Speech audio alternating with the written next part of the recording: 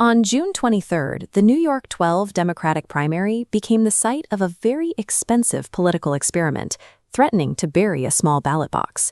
State Assemblyman Alex Bors entered the race with massive financial backing from AI safety advocates. Between super PACs like Jobs and Democracy and Guardrails Alliance, nearly $19 million poured into the district to support him. Then the industry opposition showed up. A massive $19 million pro-safety block stacked against an $8 million opposition fund. But the smaller budget won. That $8 million in negative advertising shattered the larger war chest, defeating Bors by exactly 4,221 votes. The numbers look backwards. In modern politics, the side with double the funding is expected to win. We must investigate how a mathematically smaller budget overpowered a massive financial advantage. The Manhattan result provides a blueprint for how a targeted investment can neutralize a legislative author before they reach a national platform. To understand the spending, we have to look at what Bors actually did in the state legislature before he ran for Congress. He wrote a specific piece of code into state law that the AI industry despises. That law is New York's RAISE Act, which takes effect on January 1, 2027. The legislation includes a strict compute threshold trigger.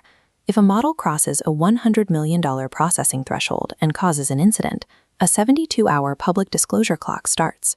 The tech sector feared geography. If the author secured a House seat, New York's rules would become the national baseline. The $8 million campaign functioned as a preemptive strike. They targeted the author of the compliance law to remove him before he acquired federal authority. Corporations targeting their critics to prevent regulation is an old playbook. The tactics have simply been optimized over time. In 1965, Ralph Nader published Unsafe at Any Speed, advising the Senate on auto safety.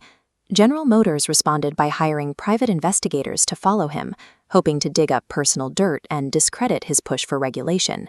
The espionage backfired. GM's president was forced to publicly apologize before Congress. The resulting scandal accelerated the timeline for Lyndon Johnson to sign the National Traffic and Motor Vehicle Safety Act into law in 1966. 60 years later, the modern tech industry doesn't need to hire private investigators to crawl through the shadows. Billionaires open a legal super PAC and buy highly targeted negative advertising in broad daylight. In a low-turnout primary election, the math heavily favors destruction. Dollars spent tearing a candidate down move voters far more efficiently than dollars spent trying to build enthusiasm.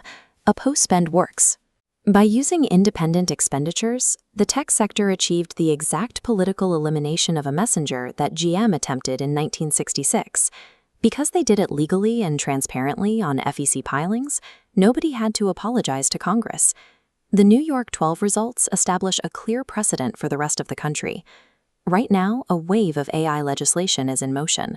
California is advancing a chatbot design bill. Colorado recently enacted a law on clinician-facing systems, and the U.S. Senate has the GUARD and Chatbot Acts moving through committee. Lawmakers attempting to regulate this technology are watching.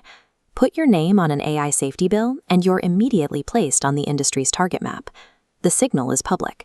The industry has priced the cost of defeating one uncooperative lawmaker at $8 million. Pro-safety groups actually hold a deeper pool of capital across their PACs. But they are losing individual races because they fund traditional support campaigns, while the tech industry executes highly concentrated negative advertising. The RAISE Act itself survived. The strict reporting thresholds Bors designed will be enforced in New York. The industry couldn't kill the law, so they exiled the man who wrote it from the national stage. By pricing the defeat of one assemblyman at $8 million, the industry sent a signal to every other lawmaker in America. It created a chilling effect that remains long after the ballots were counted.